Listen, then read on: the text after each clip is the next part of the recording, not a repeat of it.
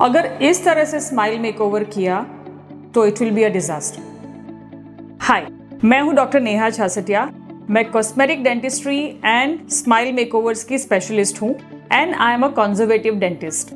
मेरे पास कई सारे पेशेंट्स आते हैं स्माइल मेकओवर की रिक्वेस्ट लेके। नेचुरली हर किसी को अच्छा दिखना है, but let me tell you something. अगर हमें बुर्ज खलीफा बनाना है तो सबसे पहले हम क्या चेक करेंगे, या कोई भी अगर हम इमारत बनाना चाहते हैं तो सबसे पहले किस चीज पे हमारा ध्यान जाएगा?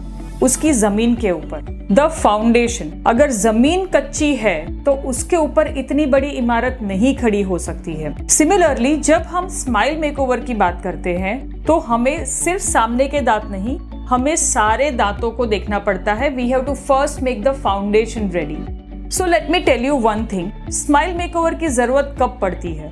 फर्स्ट थिंग, नेचुरली अगर हमारे दांत टेढ़े मेढ़े हैं, जो हमारे उसके अंदर कोई कंट्रीब्यूशन नहीं है, हमें जो कुदरत ने बना के दिया है उसके अंदर अगर हम सेटिस्फाइड नहीं है तो तब हम उस स्माइल को करेक्ट करते हैं। दूसरी चीज है, over the years wear and tear की वजह से कई बार हमारे दांत टूटते हैं एंड इसकी वजह से हमें स्माइल मेकओवर की जरूरत पड़ती है। अब अगर मैं आपसे बात करूं, मेरे पास पेशेंट्स जब भी आते हैं, एक लेडी आए, she is again a middle age woman and उनको कराना था स्माइल मेकओवर। अब जब मैंने उनका चेकअप किया, जैसे मैंने कहा, हमें सबसे पहले थरो एग्जामिनेशन करना होता है एंड नॉट जस्ट टीथ, हमें पेशेंट की ओवरऑल हेल्थ भी असेस करनी होती है इसके लिए। तो जब हमने उनके दांतों को देखा तो उनके ऊपर के पीछे की दाढ़ थी ही नहीं, वो खराब हो चुकी थी, सिर्फ वहां पे टुकड़े बचे हुए थे।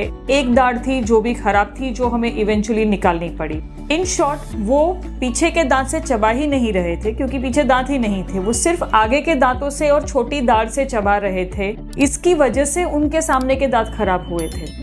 जब हमारे दांतों पे ऑलरेडी इतना अब्यूज हुआ है, हमारे सामने के दांत जिसका काम है सिर्फ और सिर्फ खाने को कट करना लाइक अ नाइफ, उससे हम अगर चबाने का काम करवाएंगे तो ऑब्वियसली वो टूटे फूटेंगे। और इस सिचुएशन में अगर मैंने सिर्फ आगे के दांत बनाकर दे दिए तो कुछ दिनों के लिए, शायद कुछ महीने या कुछ हफ्तों के लिए चल जाएगा, पर उसके बाद अल्टीमेटली क्या होगा? जब भगवान के बनाए हुए दांत टूटे तो ये तो टूटेंगे ही टूटेंगे।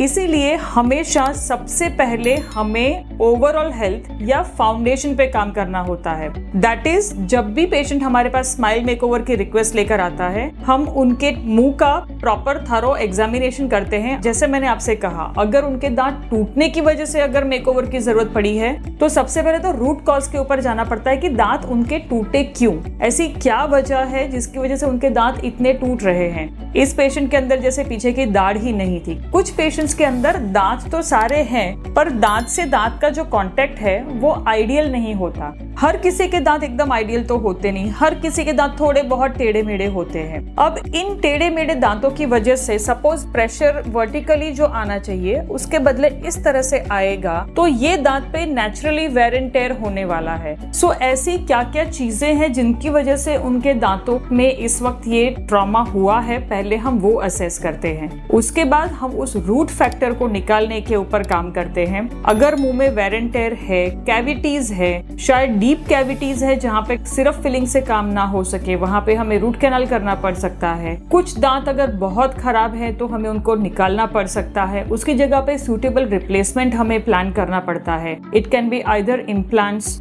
और अ ब्रिज। सो इस तरह से पहले तो हम पेशेंट का बेस तैयार करते हैं, तब जाके उनके दांत तैयार होते हैं स्माइल मेकओवर की ट्रीटमेंट रिसीव करने के लिए। मैं मेरे पेशेंट्स को हमेशा ये उदाहरण देती हूँ। पेशेंट्स जब भी हमारे पास आते हैं उनका सिर्फ एक ही गोल होता है कि उनको अच्छा दिखना है, और वो सिर्फ अभी का सोचते हैं। लेकिन जब हम सोचते हैं तो हम पेशेंट की ओवरऑल हेल्थ, उनके दांतों का हार्मनी, ताकि फ्यूचर में फिर से ये सेम चीज ना हो, उस साइकिल को हम ब्रेक करने के बारे में सोचते हैं। और जो भी ट्रीटमेंट कर रहे हैं वो कम से कम 10 से 15 साल तक चलनी चाहिए, इस गोल को लेकर हम प्लान करते हैं। सिर्फ पेशेंट की सुनेंगे तो वी में and up somewhat like leaning tower of pizza, जो धीरे धीरे थोड़ा थोड़ा झुकता जाएगा एंड अल्टीमेटली एक दिन शायद टूट जाए। हमारा एम हमेशा होता है बुर्ज खलीफा क्रिएट करना, जो खूबसूरत तो है ही है, साथ में स्ट्रांग भी है और उसका फंक्शन बखूबी निभाता है। So this is what is the crux of the smile makeover. सिर्फ सामने दुनिया के लिए दिखाने के लिए नहीं, खुद की ओवरऑल वेलबींग के लिए अपना स्माइल मेकओवर हमेशा कंसिडर कीजिए।